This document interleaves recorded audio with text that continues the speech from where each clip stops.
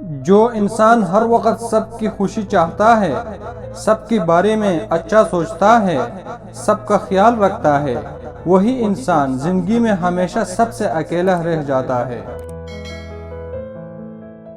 انسان ہمیشہ اپنے دوست سے اور درخت ہمیشہ اپنے پھل سے پہچانا جاتا ہے۔ سچی باتیں، مشکل راستے اور سیدھے لوگ اکثر لوگوں کو پسند نہیں آتے۔ مستقبل سے کھیل گئے جو میرے، سنا ہے حال ان کا بھی خراب ہے۔ زندگی تو سستی ہے صاحب، بس رہنے کی طریقے مہنگے ہیں۔